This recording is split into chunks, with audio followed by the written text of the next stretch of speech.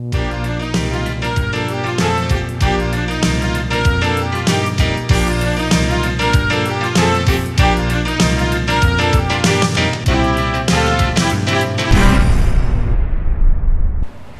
位乡亲朋友，大家好，我是节目主持人卢宇慧，欢迎收看《回来认真看》节目。我们今天节目好热闹，我们摄影棚应该是第一次来这么多贵宾同时可以上场哦。那先跟大家来介绍我们今天棚内的重量级的贵宾，在我的右手边呢，就是我们花莲县消防局的局长林文瑞，林局长，局长好。主持人好，各位观众大家好。那在右手边这一位呢，之前来过我们棚内哦，那时候是以这个医学保健卫生局的立场来，不过今天呢，是以我们的这个福伦社3490地区花莲区第1分区的助理总监，我们的蔡长书。卢小姐好，各位乡亲好朋友，大家午安。好，那中间这一位帅哥呢，就是我们花莲港区福伦社的现任社长，我们的孟宪法孟社长，社长好。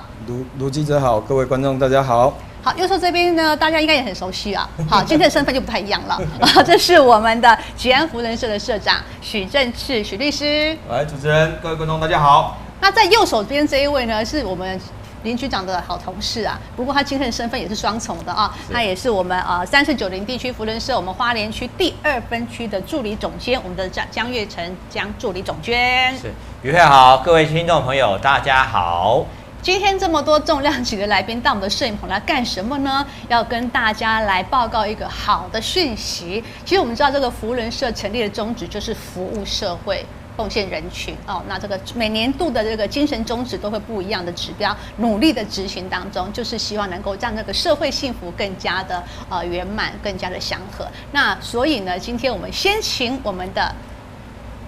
的第1区的助理总监蔡长书蔡老师，先跟大家来报告我们福伦社它成立其实最主要目的是什么？好，大家好，我是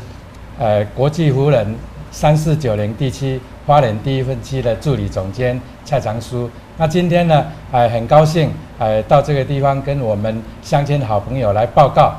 这一次呢，我们花莲地区的一共有11个福伦社，将近有500位。社友呢，我们共同来响应花莲县消防局以及我们13个村里办公室的李村长一起来推动这一个募集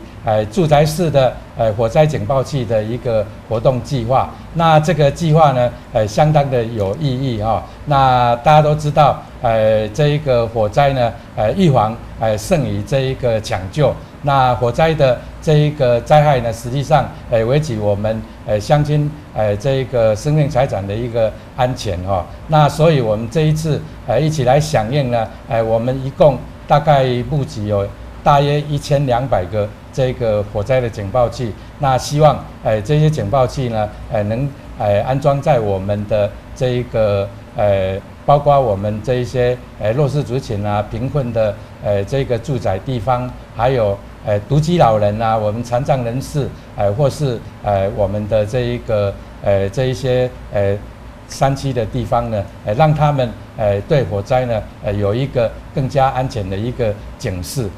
谢谢大家。是，所以其实我们知道福伦社有很多的设立各区的奖助金有全球性的，有地区性的。那每一年的主题都不太一样，不过就是要关怀社会，然后能够扶助不足的地方、弱势的地方。所以今年度呢，我们是针对这个火灾警报器的募集啊。那我们的执行单位呢，我们的助理总监，我们的上层觉得好，目标制定了，那我们执行单位就是交给我们所有的社友了，各分社了。那所以我们今年度的这个执行的这个社就是我们的花莲港区福伦社那你也号召我们1、2分区有11个分社一起来做，这部分是不是请我们的这个孟社长跟大家来说明？我来补充一下，花莲2019、2020年地区奖助金的活动我们今年的推动的地方就是在这个助警器的部分。好，因为我们花莲总共有11个乡镇。偏远地区的老旧住宅基本上都可能是铁皮屋啊，或是一些比较没有像我们在市区都是 RC 建筑的。然后这基本上重点就是说这些老旧住宅，然后又配合一些老年龄对的火警方面的话，他们没有受到一些教育或是听到一些讯息的话，他们比较不知道要该如何处理。我们现在收到消防局局长这边有跟我们提到说，有这种助警器这种东西，可以让老人家听到声音就知道该怎么处理。好像我们助警器它这个好处就是说，它可以这个电池可以维持10年。好，这个电池可以维持10年，然后它的音量的分贝数在一般的家庭里面可能会装到2颗，甚至于多到3颗。好在这个方面的话，可能希望说帮助一些偏远乡亲可以受到我们更好的保障，好，更好的照顾。是，好，这一点我们要感谢一下我们消防局局长，好，给我们有这么好的地区奖助金的活动。是，谢谢。所以这一次就是由我们的港区扶轮社来发起的，来执行努力号召我们要感谢我们的 Audio 总监这么帮忙，然后后续不知道还有多少颗，我们要在这边跟我们 Audio 总监再共襄盛举一下。再鼓励一下，再加码一下，对。那所以今天我们的吉安扶轮社也一样了，也是绝对是一起努力来达成这个任务目标。是的，其实我们扶轮社在花莲有11个扶轮社，那我们11个扶轮社呢，原则上我们有一些大家社友的爱心募集的一些经费，成立一些奖助金。那这些奖助金有包括规模比较小的，我们叫地区奖助金；规模比较大的，可能叫全球奖助金，金额大概是以大概3万美元做区分好，那这种小规模的，像这次我们是港区扶轮社发起的第一个，叫做上任的第一个案子了。对。那我们后面还有很多案子慢慢推出。对。那第一个案子我们就把这种那个警报器对居家安全的一个维护啦，这个算是我们比较小额的一个初试提升啦。那其他的部分我们在日后会陆续推出。是。那我们还有一些大型的奖助金计划也在后面。那这个部分的话，我们都11个社一起共襄盛举，然后把所有社友的爱心在花莲地区能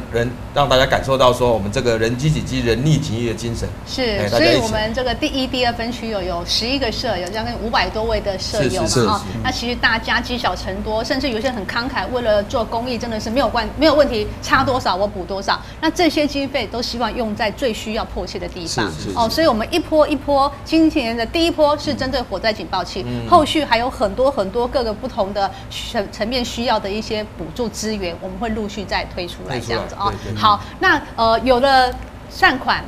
有了采购方向，有了明确的标的物之后，要如何能够连接到需要的民众手中？这又必须靠公部门的连接所以我们的第2分区的助理总监，我们的江月成江助理总监，又是我们花莲县政府的大将之一。今天来了2位大将好，文化局的局长所以在这跟县政府的公部门的连接是很密切的。所以你也觉得这么好的一个方式，必须要做一个妥善的配置，所以得连接到跟我们的消防局一起来合作，对不对？是。在之前，我虽然不是公务员，但是在扶轮社友这个职务上已经担任了12年。那今年非常荣幸担任花莲地区第2分区的助理总监。我一直在想，每一年我们扶轮社都做了一些很多的公益活动。那哪些公益活动是特别能够帮助到我们花莲在地乡亲好朋友呢？大家都知道水火无情而且这人命是非常宝贵的。救人一命胜造7成浮屠，所以这次很感谢我们消防局的林局长给我们这个一个建议。那月成跟我们林局长是几乎每天在开会每天在吃午饭的这个好朋友。那他就说，我们现在这些偏乡的这些老先生、老太太、独居老人或者一些贫穷的弱势家庭他们的环境不是那么好，如果发生火灾的话，往往会有人命的伤亡。所以我们才特别就是由我们这个Eagle 社长要号召我们所有11个扶轮社一起来捐出这个善款，来协助我们花莲县消防局购置这一批的消防警报器，能够帮助我们的乡亲好朋友在他们居住的环境当中有一个更安全、更保障的一个照顾。是，所以这个人家说，政府的力量是有限的，民力的协助是无穷的，所以我们有这么多的善心社团、善心的舍友们愿意慷慨解囊，然后来成就这样的好事。那我们的政府单位当然是很开心。所以采购这个火灾警报器，局长你是认为这是首要任务，是不是？对，有关于火灾警报器，我在这里也要跟各位我们的乡亲来做一个介绍。火灾警报器，我们通常火灾从一开始在印章期，因为有火源有遇到可燃物，然后它开始慢慢气温到一定的程度就开始冒烟到一定的程度它就烧起来，就造成燃烧。对，燃烧的话，旁边有一些可燃物就继续燃烧。从印章期开始到燃烧，它会有一定的时间。它不像是，除非你用重火，用那个自燃机去重火，不然它一定会有一定的时间才会造成一个火灾的产生。那我们这个火灾的是采用的火灾警报器，它只是给它一个独立式的装设在我们的屋内的屋顶，或者是比较可能会发生的地方。它只要有产生浓烟，它侦测到有浓烟的时候，它立即会产生警报，产生80分贝以上的高音的警报。那有一些比较新型的是附带会有声音，包括会说火灾了，火灾了，赶快逃生，火灾了，火灾了哦。它会用有语音型的跟警报型，它有的是双重，有的是双重，有的单重的哦。然后或者是它侦测的是高温，已经有高温火光出来了，它也立即会产生警报，来通知屋内的人赶快逃生。这个我们要从104年到105年到106年到106年的下半年的时候，我统计我们花莲县在104、105到106不到3年的时间，因为火灾造成人命伤亡、死亡的案件，总共有11个人。在这11个人里面，我们再详细去给他统计，发现里面有10个不是独居老人，就是残障人士，或者是中低收入户，就是家境比较贫困的。他们这些分析，他们这个家庭为什么特别每一次发生不幸都会发生在这些本身就是弱势的族群的家里。为什么？因为他们通常他们的家庭环境没有像家庭富裕的人，他会有比较好的环境。其次是生活习惯也会不一样。我们家庭环境好的，他只要这个东西感觉已经要报废了，就把它丢掉了。对。但是有些弱势族群，他就会统统把它收了，别人的弱势变成他的宝，舍不得丢啊。所以说里面就寄居了很多的可燃物品。然后万一电线走火，或者是一个烟蒂丢下去，睡觉没有注意，就燃烧起来了，就迅速就燃烧起来，就造成火灾啊。等到他一发现的时候，已经来不及了，已经所有的通路被堵死，他也逃不去了，就会造成不幸。所以说，我们如果把它装上这个自宅用火灾警报器装上去，它能够在印章期的时候第一时间，它能够发现。他就能够逃生，他就不会造成不幸。我举最简单的2个个案的对比给大家听。我记得在105年间，在我们洲西乡的一个部落，那个人还是年轻人因为他是在当义务役的当兵期间，因为他的家人身体不好，他就请假回来。帮他来看他的家人，可能白天去医院看他的父亲，太累了，晚上回来就在那边煮东西要吃，结果在那边等一等就睡着了。睡着了以后，这个炉火就后来就烧起来，烧到最后就烧起来，烧起来以后就继续烧到整个前面燃烧，因为是孙类。等到邻居发现前面燃烧，报警。我们消防队到场现场的时候，已经是全部物质都烧起来了。前面的他也没有办法逃出来。那个人才20几岁而已。才20几岁而已就被葬身在火窟里面。我们再来讲最近的一个案子，在今年108年的1月16号，在我们洲西乡，同样是洲西乡的古峰村，有一个民众也是这种情形。他也是晚上在睡觉，睡到半夜3点多的时候，他的住宅用火灾警报器就大叫了。他听到的时候惊醒起来，发现他的电视机电线着火，在烧了。他发现的时候起来，赶快用灭火器，还有用邻居，他逃出来，发现是那个咱赶快把那个火势扑灭掉。因为他刚才起燃的时阵，那个火点都很小。所以说他只造成他的客厅的一个角落，还有那个电视机被烧坏，整个家庭都保住了。为什么？就是因为这个住宅有警报器，住宅用火灾警报器，救了他一家的生命、身体、财产都能救回来。这个是我们，因为我之前在讲，我们后来统计的结果发现有这方面问题。我们的统计的前线，我们前线总共有8万多户，其中属于独居老人，属于那个残障人士，或者是属于低收入户，这样总共有2万多户，将近3万户的这个，我们从社会处那边要到这个资料，我们开始对各界来募集这个火灾用警报器，我们从106年的下半年开始来募集，我们包括我们花莲的很多社团或者是企业都有来捐这个东西，或者是有的西部的一个大企业都给我们捐了不少，总共我们到目前为止已经募了1万多颗的这个火灾用警报器，然后透过我们的全部辖区的里面的22个分队，我们消防局辖区各分队的分队，请他们针对辖区里面的这些弱势族群，优先去给他装设这个火灾警报器。所以说，我们刚刚在讲这个古峰村这位村民，就是因为装了这个救了他全家。我们今年延夜到目前为止，我们已经有火灾警报器产生触动，然后提早去救灾，我们已经救了3户的人家。所以说，这个火灾警报器1颗才300块，它的原理就是因为装在屋顶上，装在墙壁上，在发生浓烟、在发生高热的时候，它侦测到。然后发生警报，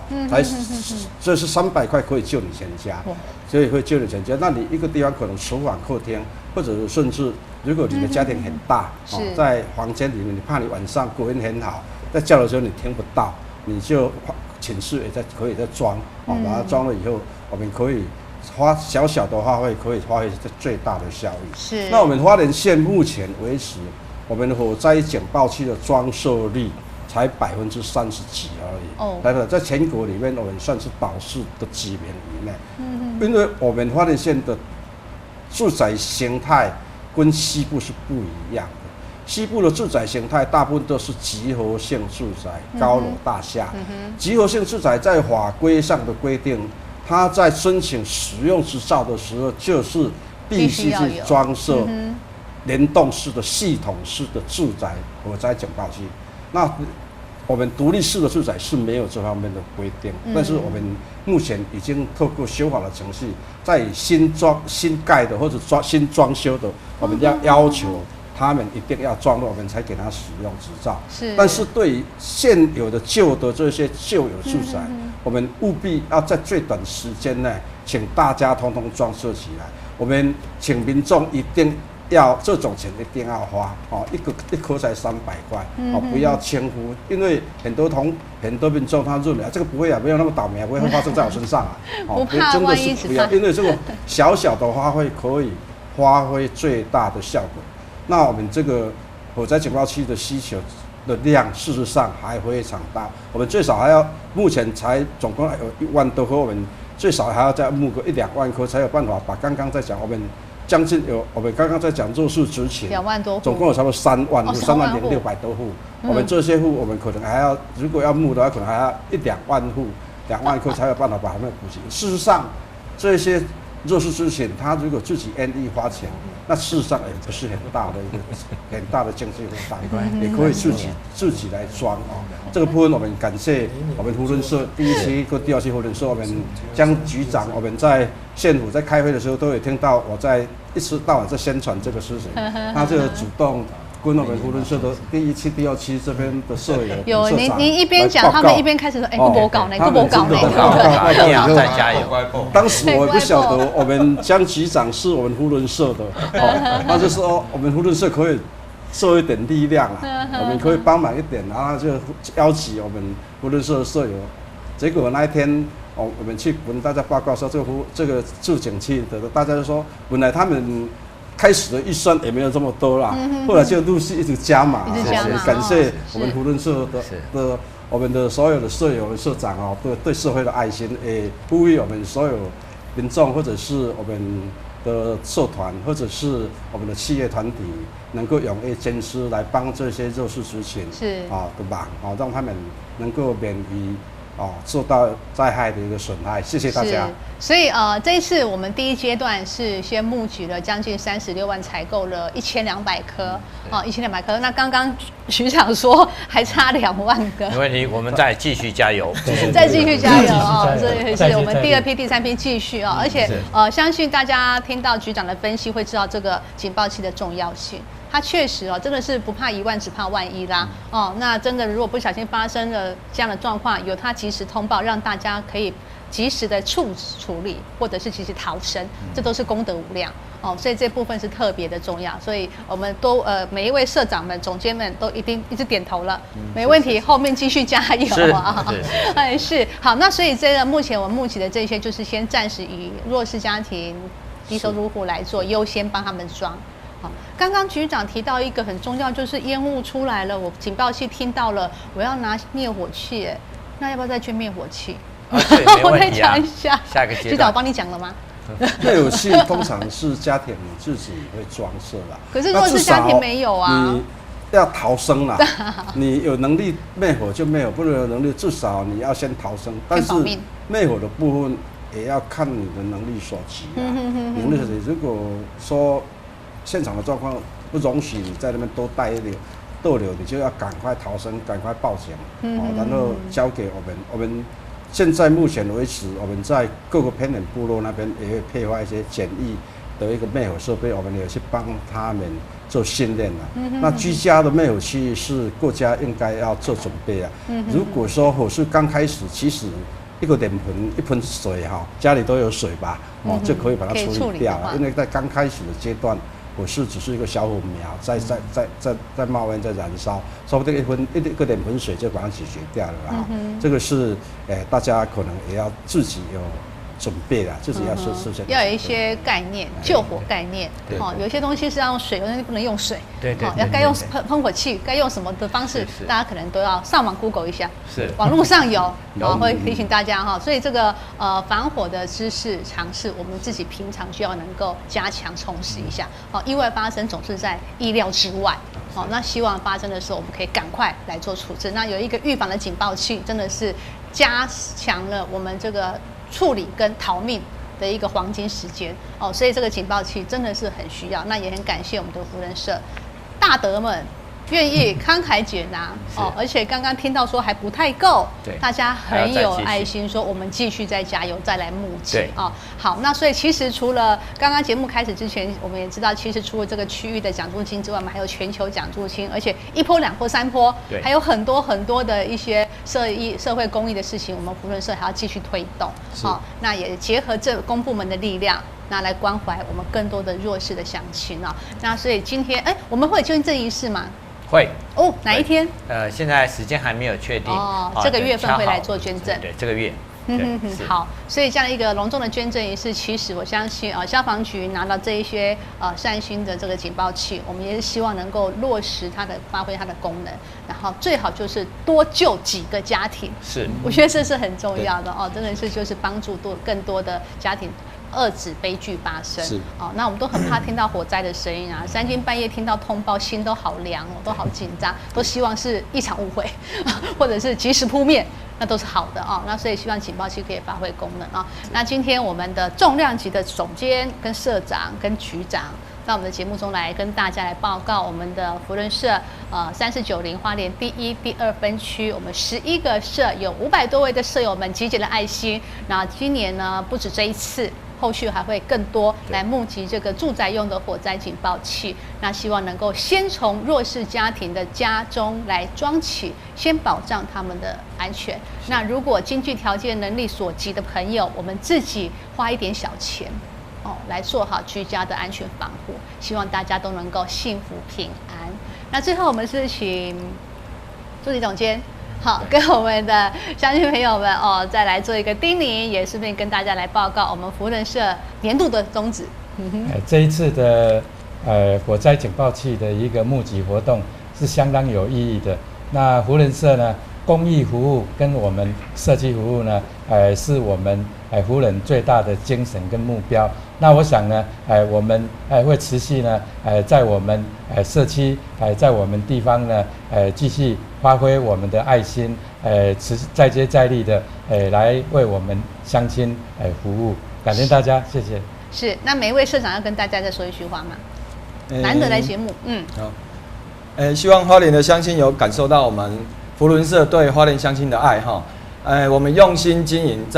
照顾在地，好，这就是我们福伦社的宗旨哈。谢谢。好，那我们的社长。好，那我们福伦社其实就是帮大家集合大家的爱心呐，好，把这个爱心能够服务到社会，回馈到社会。那也希望在这个今天这次抛砖引玉的一个活动里面哈，希望有更多的爱心能汇集起来，造福更多的花莲地区的乡亲。谢谢。好，我们的江助理总监。福伦是社会公益的先锋，我们希望把我们服务的精神能够带到花莲县每一个角落，为您来服务。是，那局长今天就是我们的防灾教育宣导，是不是局长也再跟我们的乡亲朋友来叮咛一下呢？各位乡亲，我还是在这里要是重申啊，这个水火无情啊，水火无情，我们有这个万全的准备，万一有状况的话，我们可以将灾害降到最小。所以说区区的300块能够救你全家的性命，务必赶快到超商或者是大卖场，或者是到我们消防局的网站去查询，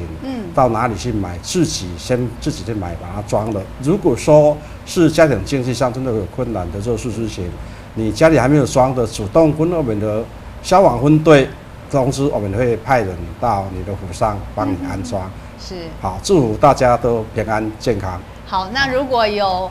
经济有更多宽裕的机会，愿意采购或是愿意捐助，也欢迎跟福伦社跟消防局来联系啊！希望大家一起能够建制安全防护网络，让大家的生活都能够幸福平安。今天感谢5位重量级的来宾到我们的摄影棚来，也感谢所有乡亲好朋友的收看，也祝大家健康平安顺利。再见喽，拜拜！大家平安，谢谢。